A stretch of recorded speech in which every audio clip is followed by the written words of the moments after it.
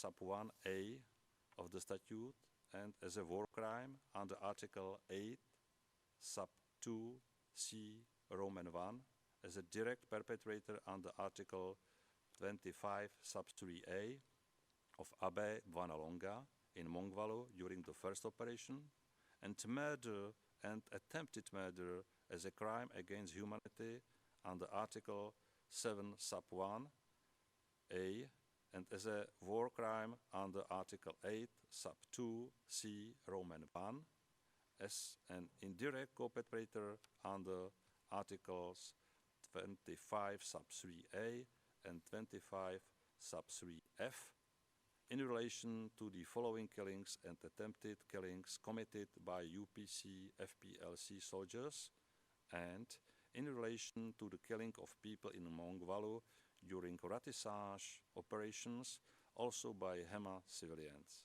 It includes the killing of a woman in front of the health center in Sayo in the context of the first operation, the killing of people in Mongwalu and Sayo during ratissage operations, and persons killed at the appartement camp following interrogation in the context of the first operation. The killing of 2 Lendu persons in Nzebi pursuant to Mr. Ntaganda's order in the context of the first operation. The killing of Lendu person and Giti man and a pregnant Lendu woman who had been detained in a pit and of a Nyali man in Kilo in the context of the first operation. The killing of 2 fleeing children in Kobu during the assault and the killing of people during the ratissage operation that followed in the context of the second operation. The killing of 9 hospital patients in Bambu and the attempted killing of a 10th in the context of the second operation. The killing of a woman while she tried to defend herself against rape and of another woman in Sanji in the context of the second operation. The killing of at least 49 persons in a banana field near the Paradiso building in Kobu in the context of the second operation. The killings of some men who were raped by the UPC FPLC soldiers in the context of the second operation, and finally, the attempted killing of 4 persons who acted as witnesses before this chamber in the context of the first and second operation. He is also criminally responsible for intentional directing attacks against civilians as a war crime under Article 8 sub 2e Roman 1 of the statute and indirect co-perpetrator under Article 25 sub 3a in Mongwalu and Sayo in the context of the first operation and in Bambu, Jichu and Buli in the context of the second operation.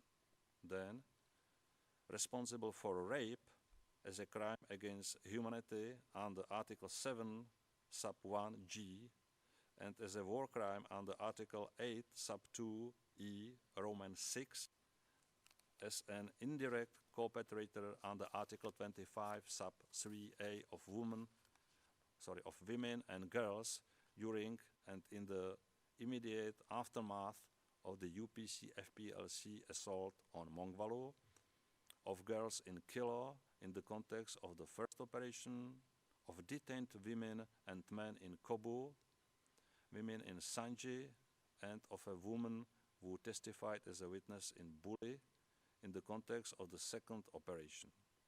Then he is responsible for sexual slavery as a crime against humanity under Article 7 sub 1g and as a war crime under Article 8 sub 2e Roman 6 as an indirect co-perpetrator under Article 25 sub 3a of a woman and an 11-year-old girl in Kobu and Buli in the context of the second operation. Further, for a rape as a war crime under Article 8 sub 2e Roman 6 as an indirect co-perpetrator under Article 25 sub 3a of an approximately 9-year-old girl at Camp Lingo, and rape and sexual slavery of child soldiers as war crimes under Article 8 sub 2e Roman 6, as an indirect co-perpetrator under Article 25 sub 3a in relation to the two girls under 15 years of age, one at Kambule and one assigned to Floribert Kissembo's escort.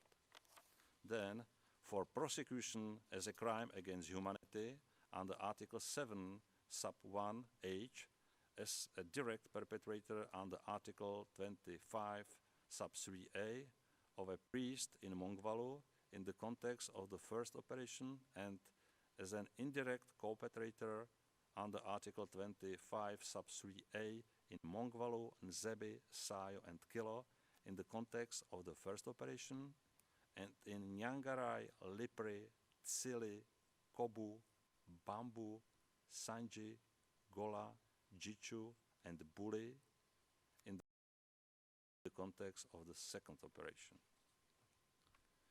Then he is responsible for pillage as a war crime under Article 8 sub 2e Roman 5, as an indirect co-perpetrator under Article 25 sub 3a in relation to the looting of items in Mongvalu and Sayo by UPC FPLC soldiers, and in the case of Mongvalu also by Hema civilians in the context of the first operation, and in Kobu, Lipri, Bambu and Jichu by UPC FPLC soldiers in the context of the second operation. Further, for forcible transfer and deportation as a crime against humanity under Article 7 sub 1d, and ordering the displacement of the civilian population as a war crime under Article 8 sub 2e Roman 8, as indirect co-perpetrator under Article 25 sub 3a in Mongvalu in the context of the first operation, and in Lipri, Tsili, Kobu and Bambu in the context of the second operation. Then, for conscripting and enlisting children under the age of 15 years into an armed group between or about 6 August 2002 and 31st December 2003, and using them to participate actively in hostilities between, on or about 6 August 2002 and on or about 30th May 2003, with respect to the participation of children under the age of 15 in the first operation, and in the UPC FPLC assault on Bunia in May 2003, the use of children under the age of 15 as bodyguards for UPC FPLC soldiers and commanders, including for Mr. Ntaganda himself, and for the UPC President Thomas Lubanga, and the use of children under the age of 15 to gather information about the opposing forces and MONUC personnel as war crimes under Article 8 sub 2e Roman 7, and indirect co-perpetrator under Article 25 3a. Further, for intentionally directing attacks against protected objects as a war crime under Article 8 sub 2e Roman 4, as an indirect co-perpetrator under Article 25 sub 3a against the health center in Sayo in the context of the first operation, and for destroying the adversary property as a war crime under Article 8 sub 2e Roman 12, and as an indirect co-perpetrator under Article 25 sub 3a in Mongvalu and Sayo in the context of the first operation, and in Lipri, Tsili, Kobu, Jichu, Buli and Sanji in the context of the second operation. Now, Mr. Ntaganda, please rise. Mr. Ntaganda, please rise.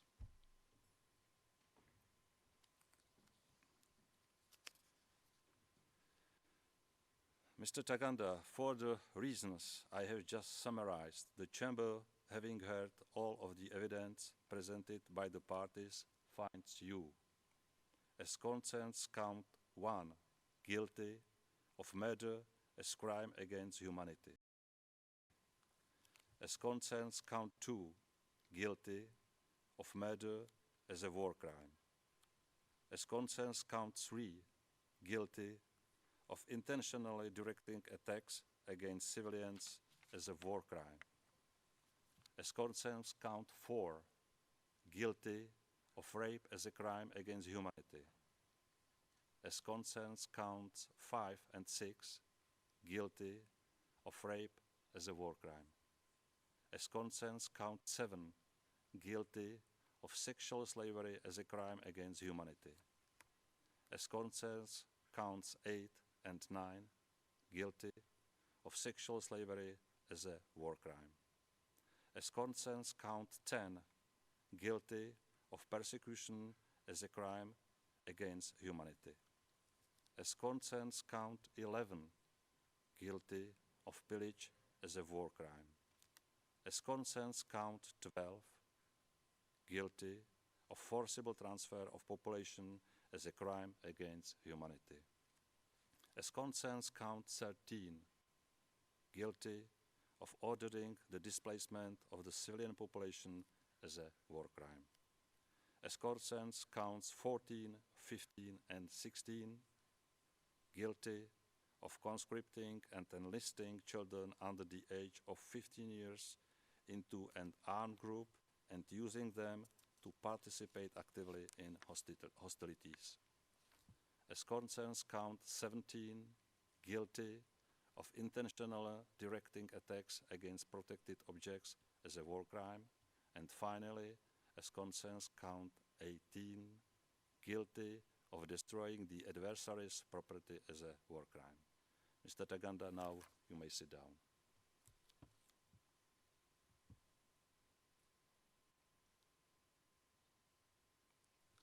Mr. Ntaganda is waiting for complete translation, it's fine.